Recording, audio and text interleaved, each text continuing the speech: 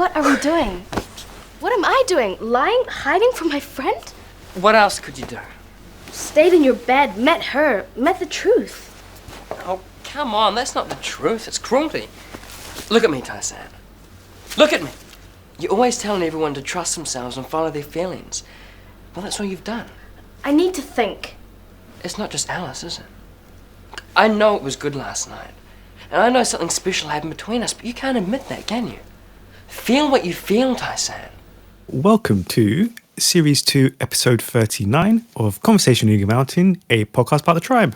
I'm your host, Lance, and joining the podcast panel today is Liz. Hello. Sabine. Hi. And Carlin. Hello. With episode notes done by Matt and myself. So Series 2, Episode 39. The screenplay was done by Tony Osborne.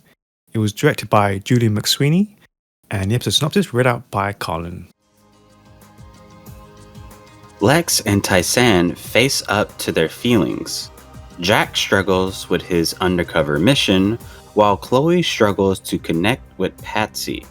And Ellie might have finally found the story she's been looking for.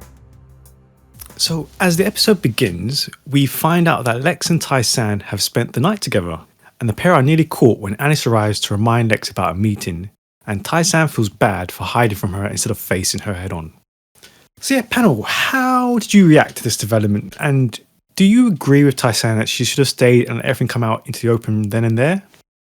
First off, I'm not surprised about the two of them ending up in bed together, because, well, this is Lex and Tyson we're talking about.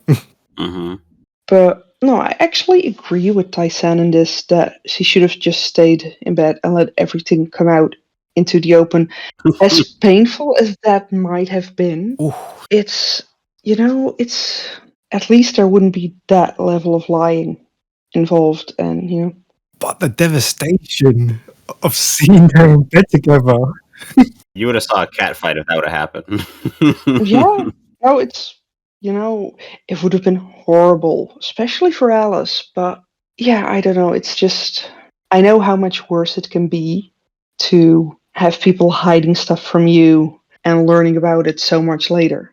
Whereas when she would have known immediately what was going on between these two, the pain might have been slightly less. She would have felt betrayed. But I just think it might have been better. And I'm genuinely surprised that at this point in time, she knocked. I mean, nobody in this bloody mall ever respects people's boundaries. And yet, at the moment when she should have just walked right in, she didn't.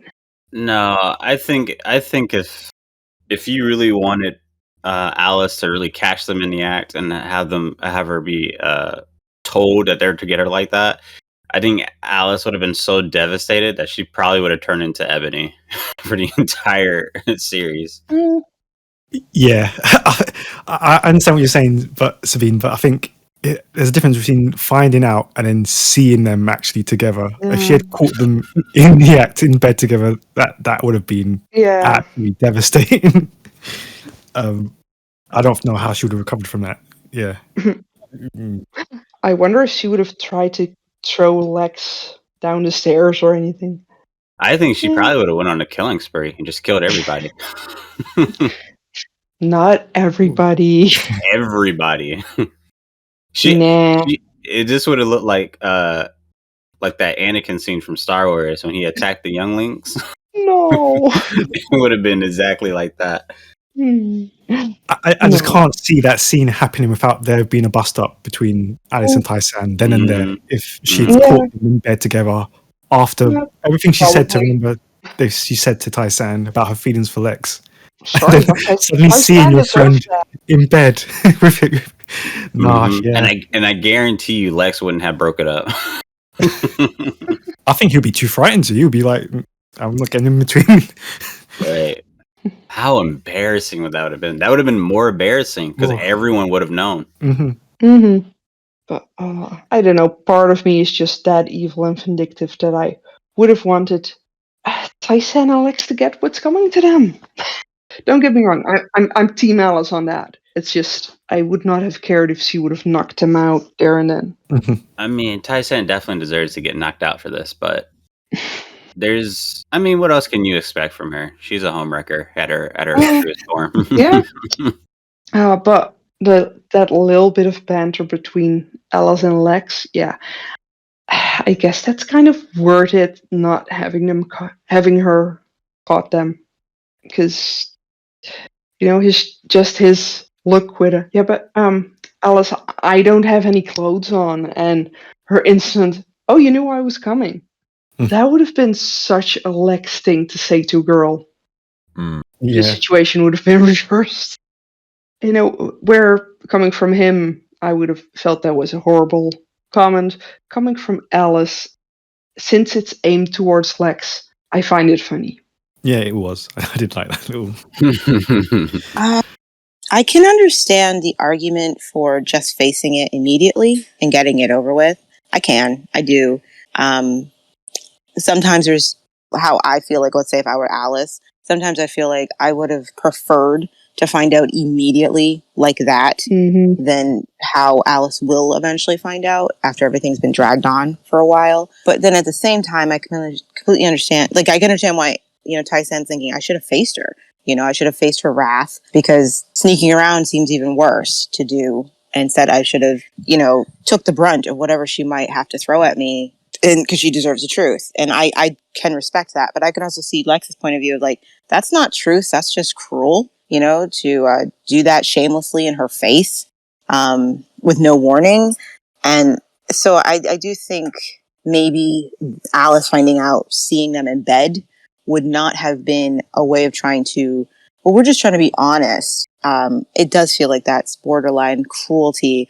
I think it would have been better if, again, in that moment, after Alice has left and they're discussing it, then they went to see her together, or hell, even separately. This is the time for Lex to say, okay, I'm going to put this to bed. I'm going to go talk to Alice and make sure she understands that we're just friends. We are not in a relationship, and that. And then Tai-San should go to her friend and say, I have to tell you something. Like, I understand not doing it right then and there, because again, that's just obliquely over the top, not necessary. You don't have to be cruel to tell someone the truth. But now you guys have done this. Even if you're not going to have a relationship, you have done this. Yeah. You need to tell Alice that you've done this. And again, it has nothing to do. It's not even if, Tai-San and Lex want to continue. It's Tai-San needs to tell her friend, I did have sex with the guy that I know you're crazy about. Lex needs to tell Alice, I don't want to be your boyfriend, and in fact, I am sleeping with other women. She needs to know, but I don't think doing it that way would have been the best way. So I do understand why the initial instinct was to hide and then be like, what are we doing? How do we deal with this? It's not like they've had time to think about it. They were caught up in the moment. They were caught up in the passion. And, Tai-San was like, I do need to get out of here before anyone sees me. And then, they got distracted. So. Yeah, there's like no right way to tell Alice or to tell anyone in this type of situation, but there's definitely a wrong way to tell somebody. And I think in the middle of the act, purposely being caught, that's definitely the worst way to go about it. I mean, if your partner wants to end your relationship because they've fallen for somebody else, how would you prefer them to tell you? To sit you down and say, look, my feelings have changed and I've fallen for someone else. Or would you prefer to come home and find them in your bed? I wouldn't want to find them in my bed, because that would tell me my partner didn't even care about hurting my feelings, I would prefer my partner to sit down and just tell me that way, because they know I deserve the truth, but they don't want to hurt me more than is necessary to give me that truth. Yeah, I mean, for me, it's more if she would have caught him now, she would have been spared all the lying. No. That was more my point. You should watch some Cheater episodes, Sabine. That's not how it would have went down. She could have still been spared the lying without catching them. This is a choice Tai-San and Lex choose to make after the fact. They choose to turn it into a lie when it didn't have to be. So I don't feel like that's the only way she could have been spared, because they still had a choice to do something about it and give her the truth. They were the ones who chose to lie to her. I just feel it would have been better than, having to wait for all the lying. Well, you know what? It depends on the character, on how, because everyone's going to react different to that situation. Someone like Alice, I would believe that she's going to put her hands on somebody for being so angry and whatnot. If it was someone like Ellie, then I can just see her making a pouty face and then blogging about it. Alice also she's not an entirely 100% innocent party in all this. Again, I'm not saying she deserves any of this, but Alice is the one assuming there's a relationship that's not actually happening. She has gotten no confirmation that she's in a relationship with Lex. And we'll see that later when she and Tyson are talking about it. She just wants to believe. She doesn't have any confirmation. Lex has not come out and said, I like you. I want to be my boyfriend. Will you be my girlfriend? He has not been romantic towards her, aside from a kiss in the barn when he thought she was going to die. So Alice has a small percentage of the blame here by basically creating a relationship that's not there. It's not unlike Trudy doing that to Bray in season 1 and expecting him to behave like a boyfriend despite the fact that he wasn't a boyfriend.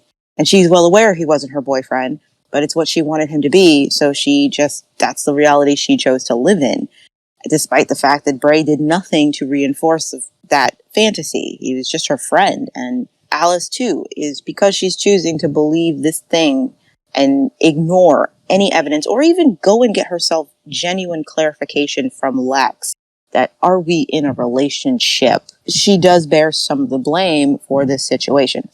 Much smaller percentage, just saying. She's not a complete innocent party in this, because nobody should go about their life making these kinds of assumptions about their relationships with anybody. You cross boundaries when you do that to people, She's crossing boundaries. We know that Alice thinks she's in a relationship with Lex, but Lex is not in a relationship with Alice. So the way she behaves with him is crossing boundaries. But she's choosing to do that because she's just told herself, he's my boyfriend, I can do those things. And if he was, maybe you could. But despite his body language and his behavior showing her that he does feel uncomfortable with this behavior, she does it anyway, because, I'm your girlfriend, so it's okay. And instead of thinking, gee, he seems really like he doesn't want to do this, maybe I should ask him about it, she just makes up an excuse in her head as to why he does that, because it's what she wants to believe. And it's like, sweetie, come on. If you're wondering why he behaves that way, you ought to ask him why. You should make sure you're checking with him. You're not checking in with your so-called partner here, No, yeah, I was just thinking about how sad the whole thing is. Though I did enjoy Lex kicking Tyson off the bed. I love when she pokes her head up and she's like, what are we doing? What are we doing? This is ridiculous. Just throwing a pillow over it as well. It's such a difference to how I love the contrast of the first time they did this and this second time. The first time, Tyson, she clearly did not care. She had felt nothing except physical pleasure and was like, bye. She just felt like a whisper in the wind. And this time, she doesn't want to go. She knows she has to, and she doesn't really want to think about the reality right away. She actually quite enjoyed herself and is being upfront about that. And I'm like, you can already tell the dynamic between them has changed. It's just really cool. You're going to be on your own, Chloe. No, I'm not. You've seen how all of the others are turning into couples. They won't care about you then. Not like we do. No one survives alone. Not in this world. Patsy, what are you talking about? What's she saying to you? She's doing something to you, isn't she? I know she is. Then you're stupid. Pat, what's she doing? What's she saying? You don't know what's coming. No one does. But you're going to need us, Chloe. Patsy gives Chloe a present from Trudy, which turns out to be this really creepy Jack-in-the-Box, and she cautions her about ending up alone. And it's in this scene that we see Chloe seems to understand that Trudy's kind of indoctrinating Patsy in her head with all kinds of weird things, but Patsy doesn't take Chloe's words of warning. And later, Chloe does seem to take Patsy's words to heart, as she later snaps at Ryan and Celine when they ask her why she's playing alone, and wonders if their reconciliation means that they won't care about her anymore. So yeah, panel, a lot to pick through here. So we've got Trudy's behaviour and the menacing gift, Chloe noticing the kind of indoctrination, and feelings of being alone. So yeah, what did you think about all of this? It's a nice window into understanding how the Chosen operate, and it gives you an idea of exactly what Trudy likely went through, The idea that they love to preach that it's all about love and, that what they're doing is helping, but it's only if you agree and do what they want, then it's sweetness and light. But we see the way Trudy is with Patsy, how abusive her behavior is becoming with Patsy and the things that she's saying to Patsy. These are some twisted things that she's saying to this child, and how Chloe, like Trudy never tries to win over Chloe. She doesn't even try to make another attempt to win over Chloe. If anything, she's decided to torment Chloe and scare Chloe for not going along with what's going on. And it's pretty risky, honestly, that she's even doing this. I don't really know why. It almost seems like there's a personal vindictiveness to why she's targeting Chloe this way. I mean, it's one thing to come between she and Patsy. It's one thing for her to see Chloe as a threat to her control over Patsy. But I do feel like, Trudy might be enjoying having this kind of power just a tiny bit too much, because this isn't necessary to keep the girls separated from each other. You already got your whispers in Patsy's ear. You do not need to be tormenting Chloe and scaring her to keep her away. That's just going to draw more attention to your behavior, and you don't want that, do you? Trudy? But it's also very Guardian-esque, because we see him do the same thing later on. And it's very creepy. And I feel bad for Chloe, because she reminds me of any child who has witnessed abuse or is going through abuse and cannot articulate what it is she's going through, and nobody's listening to her because she's a child. Because every time she says something, the authority figures in her family immediately change what she's saying to them. Like, it couldn't be what you're actually saying, so maybe it's this instead of actually listening to Chloe or asking her to elaborate why she feels the way she feels. And we see that happen with kids all the time when they try to speak up about some abuse they've had. They may not have the words to tell you exactly what it is. So a child might come to you and say, I'm scared of this uncle, this aunt, this teacher, this person, my neighbor. I'm scared of them. And they all sound like those parents who go, oh, sweetie, you don't have to be scared of them. Instead of asking, how come? How come you're afraid of them, sweetheart? Find out what's going on. And it's really disturbing seeing Chloe be gaslit by people who love her, despite knowing something is very wrong, and nobody seems to care to find out what is wrong. Yeah. First off, that doll is beyond creepy.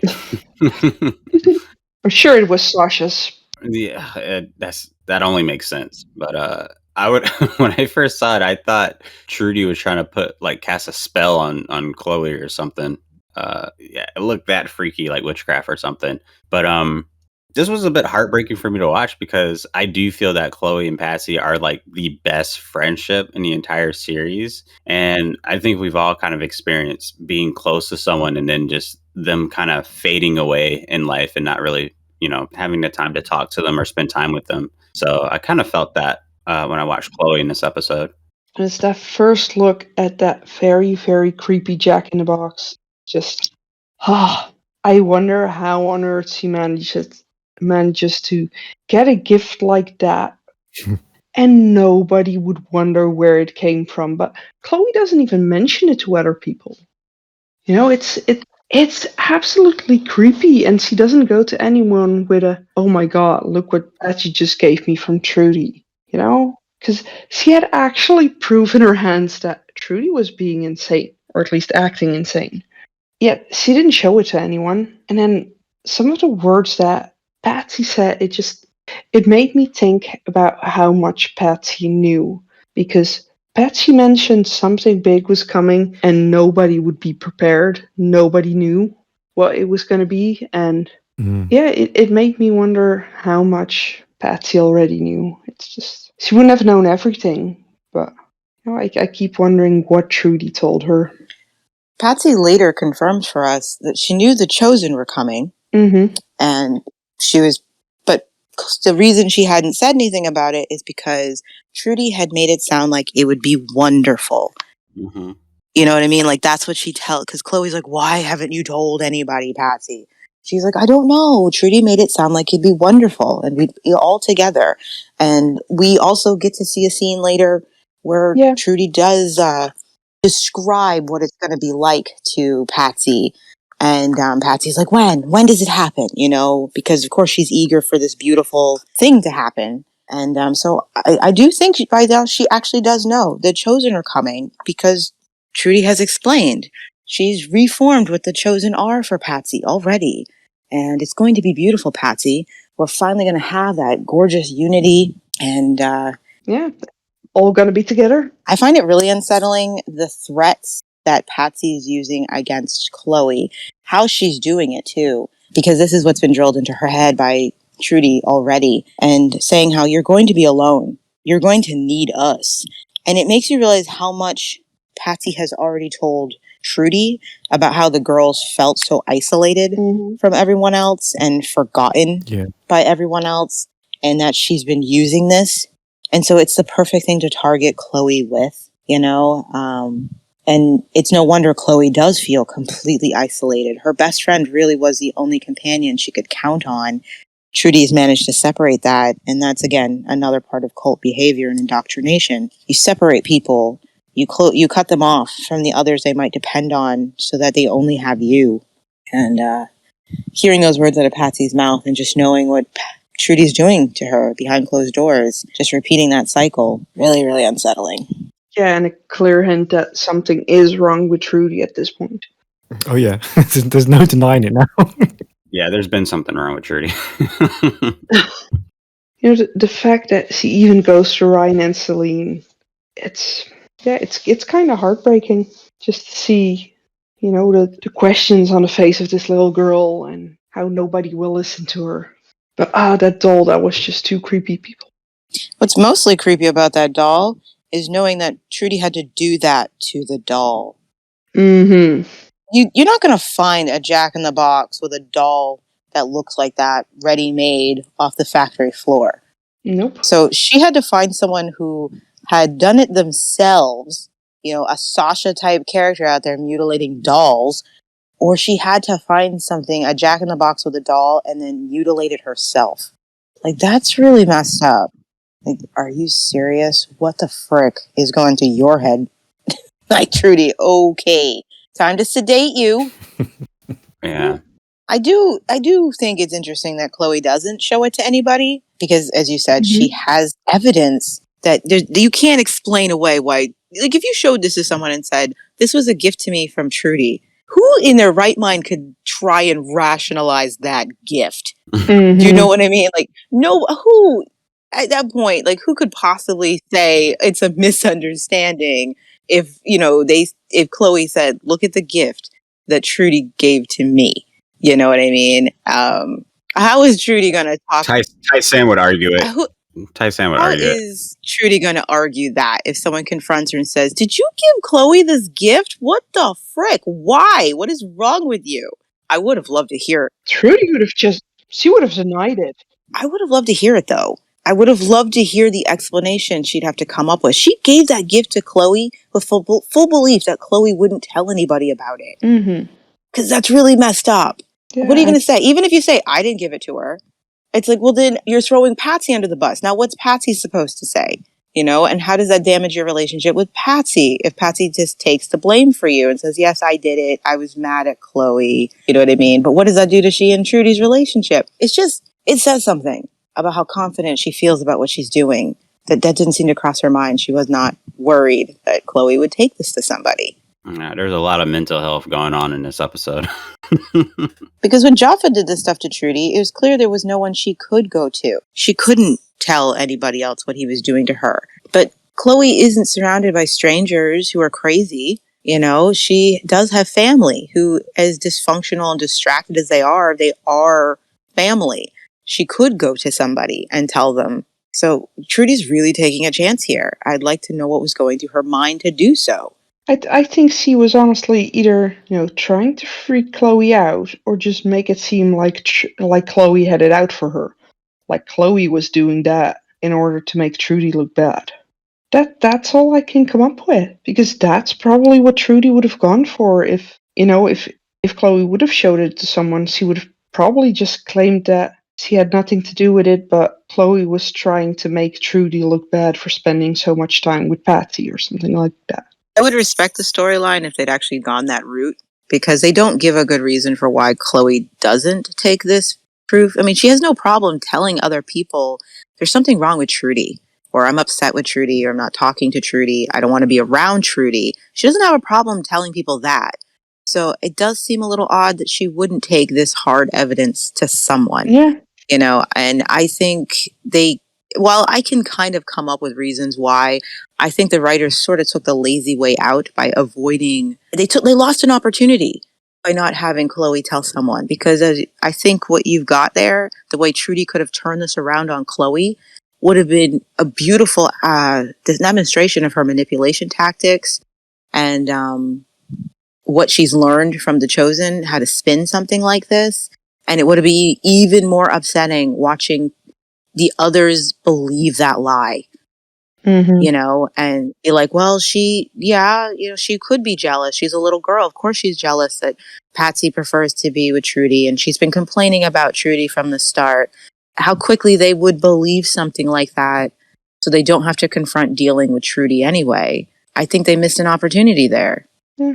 Do you think one of the main reasons why Chloe didn't tell anyone else is because she could see that it wasn't just Trudy anymore, that it was affecting Patsy? All the more reason to tell somebody. Yeah. Again, I can infer reasons for Chloe on my own. I can. The psyche is an interesting place. People do a lot of things and don't do things. We don't always understand why. It's not a logical place most of the time. I just wish they'd actually either given a reason or explored it. Oh yeah, definitely. I definitely would have liked to have seen if this was a test from Trudy to Patsy to give this box to Chloe. Probably. That would actually make some strange form of sense. Yeah, which to follow on then would have made sense that Patsy would have covered it up if she was found out. But yeah, it would have been nice to have seen this explored and developed more. A nice consistency with The Chosen, people in authority in The Chosen constantly testing those under them. Yeah. Because, I mean, this whole thing is just one big test for Trudy. That's all this is Jaffa testing her. And now Trudy spends this entire time testing Patsy. Yeah. I can handle this. I just need to work out how. Well, look, Jack, you need some help out there. Why don't I come? No. Look, all I want to know is that you're safe. I hate this. We never see each other. Why can't they find someone else? Well, because there isn't anyone else.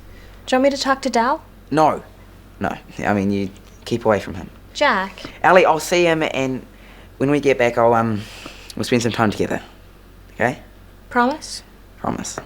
Jack is caught in Ebony's office yet again and has to think quickly to talk himself out of trouble.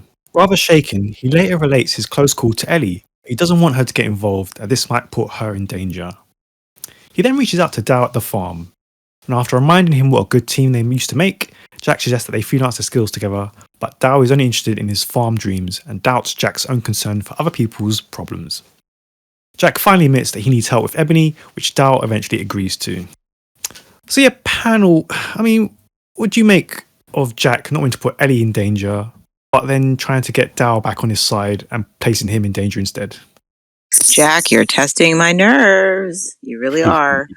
I understand that you are afraid. I even feel bad that you're being put into danger by your friends and who are completely discounting how terrified you actually are, and who are unconcerned with how much danger they're putting you in. That does not give you leave to continue being such an a-hole to other people. Fine, he doesn't want Ellie to get hurt. That makes sense. She's his girlfriend. It's first kiss.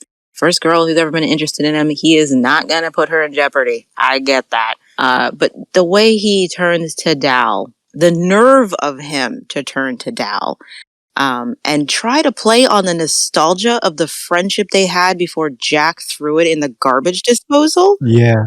How dare he? How dare he pull that with Dal? And the fact that Dal, who at first is like, screw you, I'm not helping you. I don't give a crap about your problems. We're not friends anymore. You are an a-hole. And then falling for it anyway because he can't stop caring about Jack. The whole thing is slimy. It really disgusts me. I know you have a lot more issues with Jack than I do. It's just, if I think about who on earth would Jack go to if not to Dal? there is nobody else. There's nobody else that Ebony would believe needed to help him. And, even with everything that Jack's done to Dal, I kind of get why he goes to him, because he is terrified. He is just at that point where he's so afraid of his life, of his own life, that he doesn't care what he has to do anymore. As long as there's someone there with him, and he knows that if it comes down to it, in a time of need, Dal would be the kind of person that would help him escape if need be. Oh, I understand why he goes to Dal. It's obvious why he goes to Dal. That doesn't make his behavior any better. I don't care how scared he is. He treated Dal like garbage. And just even what you said, he knew Dal would help him. That is how Lex has treated Ryan. Yeah. I can treat you like the scum of the earth, but I know you'll have my back anyway. Doesn't make it any better. I can completely understand Jack's motives. He's still a jerk. It's still a really terrible thing to do to somebody. I understand he's scared. I understand he's like, I will do anything. It's not like he goes there to make peace with Dal. He doesn't apologize for how he's treated him. And, it's all just, I'm just a selfish twat. And I'm going to, reach on. Does Jack really 100% realize how much of an a-hole he's been to Dal? I don't care. I don't care. If he doesn't realize that he's been that much of an asshole, then why would he apologize? Sabine, you have said yourself that Jack and Ellie are of an age where they should know how to treat people. They should have already learned these lessons. Jack should know better how to treat someone. If Jack is at this age and hasn't realized the way he's treated Dal is wrong, there's no hope for him.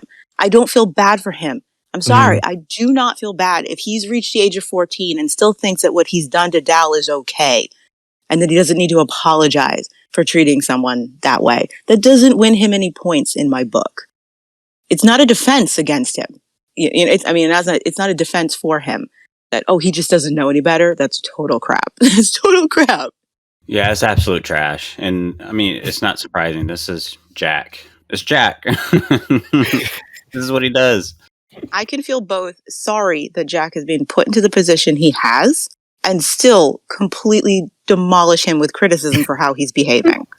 Oh yeah, I know. You love criticizing Jack and everything he does. But I only criticize what's worth being criticized. I blame Bray. I blame Bray for this. I don't think Jack was even qualified to do the whole spying on Ebony to lead to all. Nope. Don't even get me started on Bray and Danny. Yeah. Actually, yeah, it was quite shitty because they're at the farm and there's Dal showing him the dream that him and Amber had, and then Jack's just like, yeah, I need you to do my thing. Forget your thing. I need you for my thing. It's just, it was a nice little insight from Dal to see, call back to what he wanted to do, his own dreams. But what did you make of that a little bit? Mm-hmm. Is anyone surprised? Is any surprised that Jack didn't care about Dal's dreams? What, Dal reminiscing on his friendship with Amber and how being here makes him feel happy and peaceful. Is it any surprise to anyone that Jack didn't care about that? No, it's not a surprise. Of course he doesn't care. He could even fake an interest, like, oh, that's good, Dal, but can we put that on hold for a minute and help me with this more urgent thing? They didn't do it either. It was like, all I'm seeing in this episode is a bunch of characters that need to be slapped. Tyson, Jack, Danny, and Bray. And maybe Trudy for giving that doll. Jack he doesn't learn empathy for other people, and probably until his chosen imprisonment, and he comes back to find his entire world has changed and everything he depended on is gone. You know what I mean? I think that was a big wake-up call for Jack. It's only then do we actually start to see a change in him as a person who actually starts to care for others and starts putting others ahead of himself. But right now, he's just still not there. He still does not care. He hasn't had that development yet. And so, yeah, it's terrible what Bray and Danny are doing to Jack. It's terrible they're putting him in this position. I'm sorry that he's so scared. That doesn't excuse his other behavior. It's still not okay.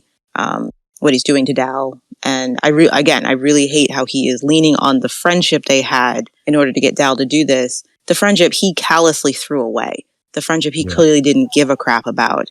And now he's going to lean on that to guilt Dal into helping him. Even when Ellie suggests Dal, because she sees that he's scared, and she's like, what about Dal? Like, she offers her help first, and Jack doesn't say, no, Ebony wouldn't believe it if I brought you. He just doesn't want her to be hurt. Okay, that's awesome. I'm glad that he feels that way. And then she goes, well, what about Dal? He doesn't say, I don't want Dal to be hurt, or no, that would be dangerous for him too. He just says, no, you stay away from Dal. Even now, even in this moment, all he cares about is making sure his girlfriend doesn't talk to another guy, and there's just no excuse for the way he treats Dal. There's just none. Bless Dal's heart. He's a better person for, as mad as he is at Jack, knows his friend is a selfish twat. He still agrees to go and help him. Even though he knows Jack doesn't deserve it, he just cares about Jack that much that he's like, all right, I'm going to take the responsibility. I'm going to make this choice. I can't sleep at night knowing that my friend is going through this. He may not care about me, but I can still care about him. That's a choice I'm making. Del's a better person. Mm-hmm. Yeah, he's a better person. He's also a pushover. I don't think that's fair to say. You said it, Carlin. He's a pushover.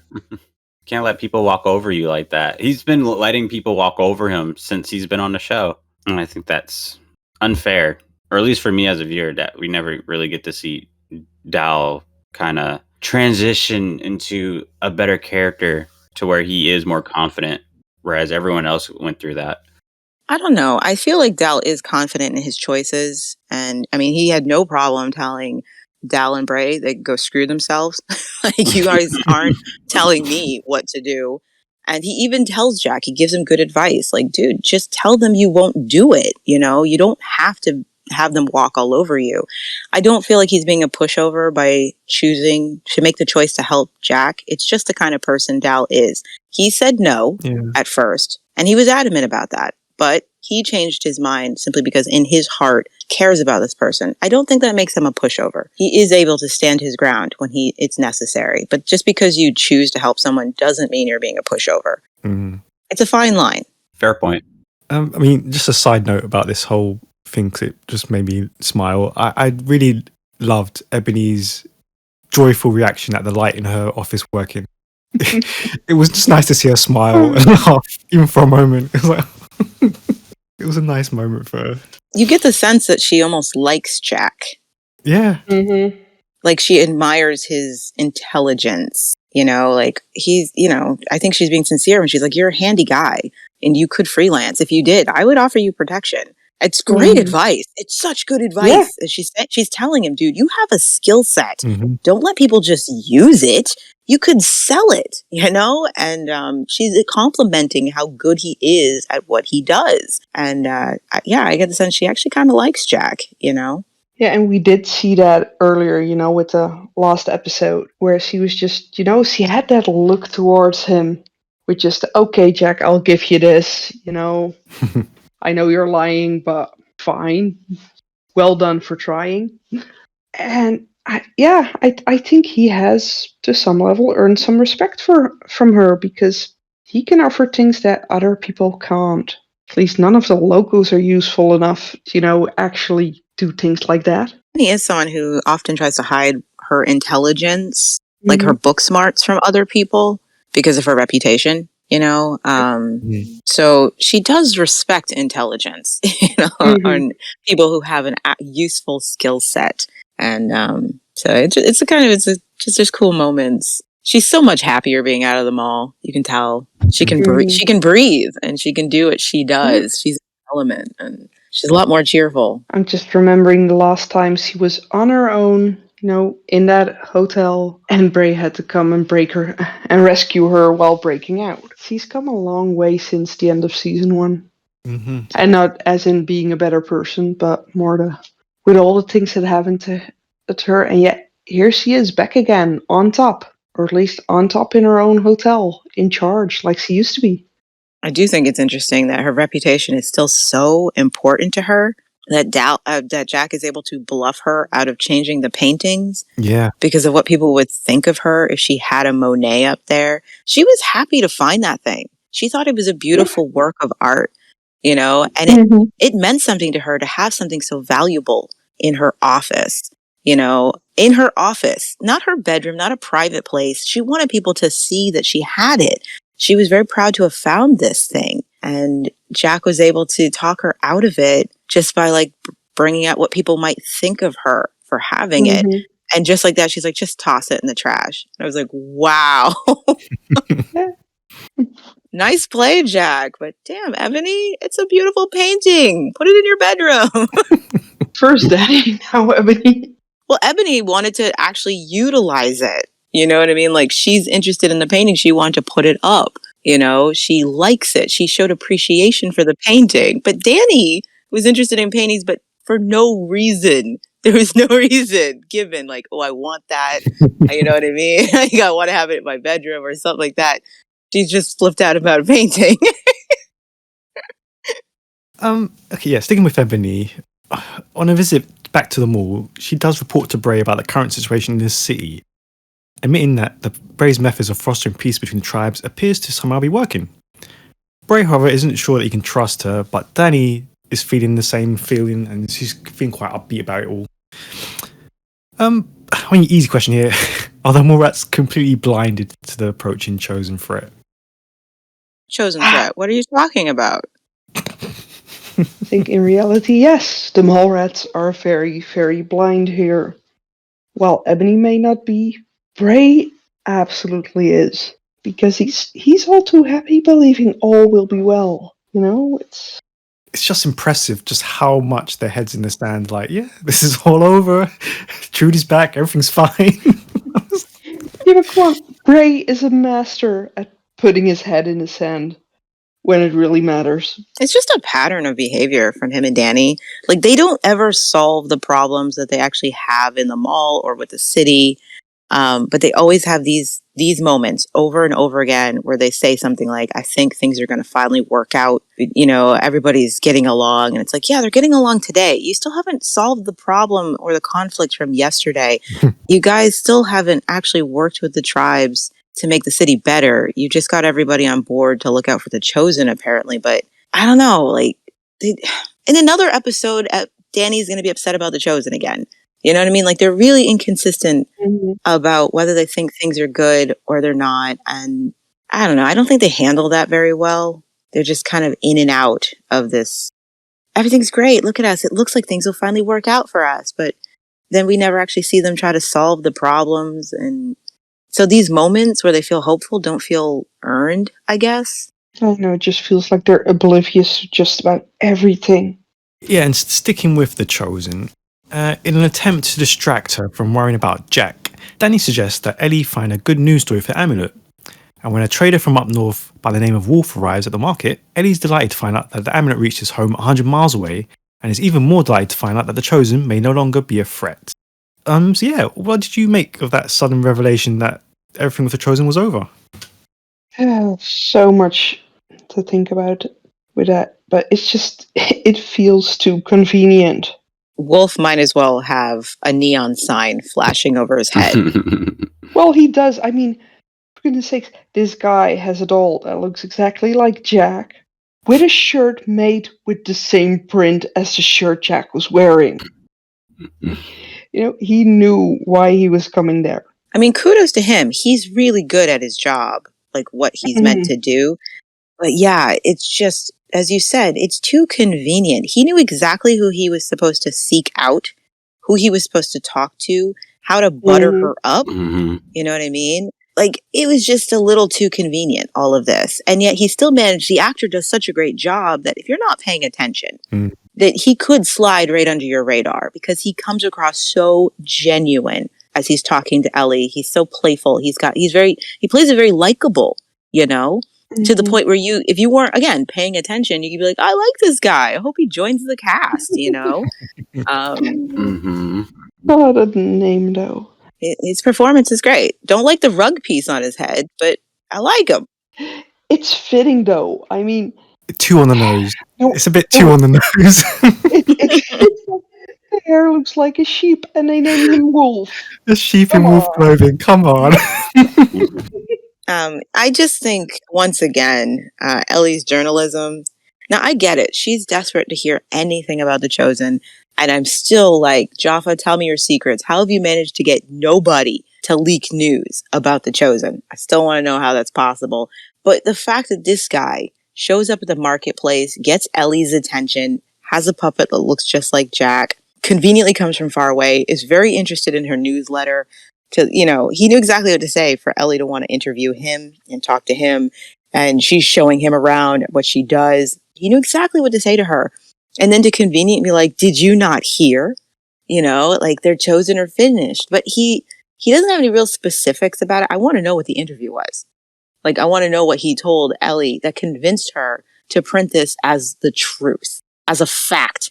She has one source, one random source that she literally just met, who just conveniently swooped into the city on market day. And she's going to print his word as fact. Like, And check. you know why she's doing that, though? She's so desperate to be able to write anything at this point, and all her information, she could never find anything about the Chosen here. No one knew anything. And then this guy showing up telling her, oh yeah, but haven't you heard then? They're finished. That would explain why she wouldn't hear anything. She does nothing to confirm her source. Yeah. Because there isn't a way for her to confirm her source. Now, she could have still had a really good story by printing what Wolf had to say without saying the Chosen are finished. You know what I mean? She could have just simply brought this up as speculation. She wants to print what people are saying about the Chosen. She could have printed this, but to print it so irresponsibly and say that because of what he said, this is an absolute fact. The Chosen are finished. They're gone. I have no way to confirm this, but this one strange guy I met told me, so it must be true. Yep, because he's the only one who was willing to tell her anything. I'm like, wow, are you serious, Ellie? Are you serious? Are you that obsessed with headlines? Are you that obsessed with having the story that you're not going to do the legwork to make sure the story is accurate? Because she could have asked him where he's from and traveled in that direction. He doesn't even give her a specific name of where he's from. Just 30 miles away. That's all. Show me on a map, Wolf.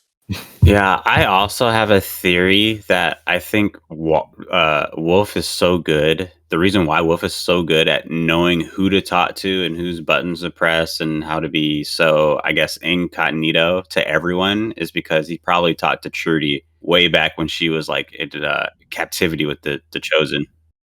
Of course he did.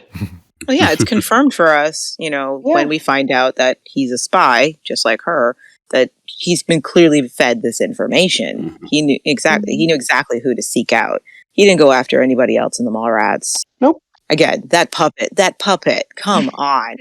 That is so on the nose. Loofahs for Jack's hair, though. For the puppet's hair. And then a shirt that's so much like the shirt he was wearing in this episode. That would be a great souvenir to keep, that puppet. If they were to auction that off, I'm pretty sure that would be pretty amazing. Oh, and speaking of, it's not on here, but speaking of the newsletter, something that happens between Ellie, Bray, and Danny that annoyed me. And I don't know how you guys felt about it. Please let me know. Ellie goes to them, telling them the genuine concern for Jack. That Jack is terrified about being at Ebony's. Do something. You can't keep forcing him to go there and put himself in danger. And how Bray's just like, sorry, Ellie, it needs to be done. Screw Jack's feelings, screw his autonomy, screw his safety. It needs to be done. None of the rest of us can do it.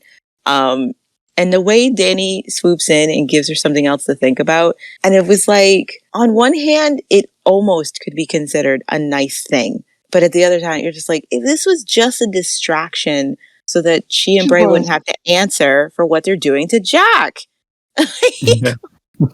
But, that's what you do with little children. If you don't want to answer the stupid questions or the hard questions, you distract them with a cookie. And this is Ellie's cookie. Yeah. It was just like, you two are just horrible. They don't care that Jack is scared. They don't care that Jack is in danger. They don't even say, let's think about this. There's got to be a better solution to ensure Jack's safety or ensure his freedom, or whatever, or his security, to make him feel better about what we've asked him to do. We're sending a soldier into war. You should care. You should care about that. And no, they're just like, yeah, they threw a cookie at Ellie. And then they don't give it any thought afterward. Like, they don't question themselves. And Like, you guys are so horrible. Instead, Bray just congratulates Danny on it. Like, they're so horrible. Those two would make the worst parents ever. She's so proud of herself, and he's so proud of her. And Yeah. Ellie was so easily distracted. Oh my gosh.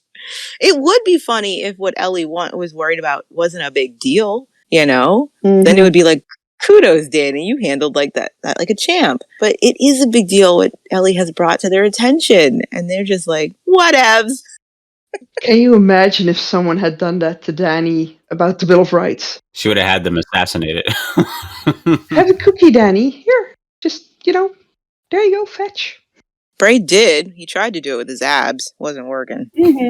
Not a good enough cookie. Yeah, no one wants an oatmeal cookie. That leads us to our final thoughts of the episode. Lex, I believe one thing shouldn't cause another thing pain, but it does. The cow eats the grass, the man eats a cow. That's what frightens me. You and I mean pain for Alice. Get real, Tai-san. I feel like I'm falling, Lex, and I don't know where the bottom is, but I want to find out. So Tai-san urges Lex to talk to Alice, but he doesn't want to hurt her and doesn't know where he stands with Tai-san either. He tells her point blank that he doesn't want to be part of her games. Tai-san does admit that she's falling for him, but she's frightened of causing Alice pain. So yeah, panel, what do you make of Tai-san and Alex's growing feelings and obviously the implications for their friendship with Alice? It's two sides of that coin. On one hand, I am actually really happy for Alex, for Tai-san and Lex, because of the way they're being very mature about how they're handling the thing between the two of them. They're actually they're talking it out. They're being straight with each other. They're taking turns being vulnerable. And, they're being honest about what's going on and not getting defensive about how they feel about it. Lex is very straightforward with Tai-san, like how he feels about this. Tai-san is being straightforward with Lex. There's a lot of honesty and open communication. That is kudos to them. Brava. That doesn't make it right that they're finding ways to avoid telling Alice. It's not okay, you guys. Okay? I know you don't want to hurt her, but doing this behind her back ain't gonna fix that. This needs to be your first line of action before you figure out what's going on between the two of you. I get that. That's great. You do need to discuss what it is between the two of you. You cannot keep finding excuses not to tell Alice. You need to go tell her. I know that you don't want to tell her. I wouldn't want to tell her either. I wouldn't want to risk my friendship with her. I wouldn't want to hurt her. You have to tell her. Okay, guys? There's no excuse for it. Go fucking tell her. You don't have to do it together. Go tell her. Frankly, you shouldn't do it together. You should do it separately. No. They should do it together. Yeah. Because that's ambushing Alice on an emotional level. It's already going to be hard enough to have to tell her what they have to tell her. If they do it as a team, that makes them, it really ambushes Alice. You know what I mean? And it can be emotionally manipulating to do that to somebody. Like she deserves to be able to deal with the two of them individually for the way they've hurt her, not feeling like they're, emotionally stronger, that they're a team against her. That's not the proper way to do it. That sounds like a conference meeting. Like someone just says it and they're like, all right, wait here while someone else comes and talks to you. No, Tai-san needs to face her friend one-on-one so that Alice can deal with her real feelings for what Tai-san has done between the two of them as friends. And Lex has to do the same thing so that Alice has the right to deal with Lex one-on-one when it comes to her feelings with him. You know what I mean? Like, I don't think it's fair. It would be fair of them to ambush her as a team and, tell her together like that. Yeah. Okay, I'll tell you how this should go down. For anyone going through this situation, here's the blueprints. You always do this in public. That minus the risk of anyone fighting. So the casino is a great place for them to do this. Or not anywhere with a balcony. No. Especially now with Alice. I mean, Tai-san probably weighs like 100 pounds or something like that. So anywhere public, that's foremost, right? Do something that Alice likes. Maybe. Does she drink alcohol on the show? Like she was selling like apple cider, so maybe get her, a glass or two. No. You don't get a girl drunk before you tell her something like that. I didn't say get her drunk. Just give her a glass or well, actually that's a bad idea. Don't bring anything, any hardware, no glass, paper cups only when you talk to her. No plastic utensils. Listen, the important thing is just do it public. Do it public. Either do it where everyone's at lunch and they're eating breakfast or whatever, or just do it at the casino. No. I think public's worse. Please, people, don't listen to him. No, Throwing no, this, it's not. you're No, throwing it's this not. huge thing at her. Two of her closest friends. No. You do not make that No. public. You Not just- everyone's going to be listening if it's in public. No, No. I'm with Come on. Lance. That's like it's just the same as you don't propose to someone in public if they're not expecting it. You do not put someone on the spot like that. You know what I mean? Like because you're manipulating them into behaving a certain way. Mhm. Now, I mean, it's one thing if you're going to meet someone that you feel is in danger to your life. That's the Yes. purpose of it. No. No. This is their friend, okay? And I honestly don't believe that she would get violent with either of them because even later, after she finds about Tysan, she never once gets physical with Tysan, no matter how angry she is at her and has every right to be angry at her. She doesn't get physical with Tysan once. And she only gets physical with Lex once, and he totally deserved it at the time. You know what I mean? Yeah. But so using that as an excuse that you think she'd get physically violent with you tells me you didn't know her. You didn't know your friend. You know, and at the same time, no offense, you don't do it publicly. That's even crueler. Yeah. Because if you do it publicly, you will not just be hurting her by what you're telling her. You will be embarrassing her in public with a, hey, look, I don't want you. I'm doing her instead. No, you don't do that. And as for saying nobody would be listening, they're mole rats. Everyone would be listening. Nobody wants to find out their partner or the person that they're into who they feel likes them back is messing around with, or find out their best friend's lying to them on Instagram. You don't want to find out that way. That's where a lot of the anger, it's amplified by that humiliation. You know, Yeah, by the public of it. Well, that's what I'm saying. Like, it's amplified by the fact that you showed the whole world this. I'm the last to know. And it's like, is there no shame? Did you ever care about me? Again, you would feel like they really don't care about my feelings at all, you know? And no, that would be a terrible way to do it. That would just be absolutely cruel, irredeemably cruel. Yeah. Well, there's no right way to go about it. You said there's a wrong way. That would be the wrong way. No. Wrong way. There's worse ways. No. I would die on this hill. Well, enjoy that hill. No, seriously though, I get that they're afraid of telling Alice and causing her pain, but I have to say, just about this scene, I was gladly surprised at how clear Lex was being with her. I don't want to be a part of any games, you know? He's clear to Tysan, and that's one of the things I actually think is a big improvement for Lex, because before this, Lex had no issues with games. But in accounts his feelings towards Alice as a friend, he's not going to do that. He doesn't want to do that. I also think it says something about the fact that for one of the first times, it's not just about the physical act that he and Tysan shared. Yeah. Because he was totally fine with that being the only thing Tysan was going to give him. Like, he's like, that means she likes me. That's cool. That's awesome. As long as I can get it when I want it from her. That was actually the contention between them. Because he just thought he would have it on tap. And she was like, that's not how this works. This time, while he was like, that was awesome, one of the first things he says to her that morning is, I know we had a connection. I know you felt it. We shared something special. And he's not talking about their bodies colliding, you know? And the fact that he'd be willing to walk away from this if she's not clear about how she feels, because he's not going to be used that way by her. You know, so I just think that's really great. From the very beginning of this relationship, they're very open with each other. You know, even if, you know, Tysan often needs a moment, she needs time to, like, she even tells him that. She tells him straight away, I need time. She doesn't lie to him about how she feels that next morning. She doesn't throw him away.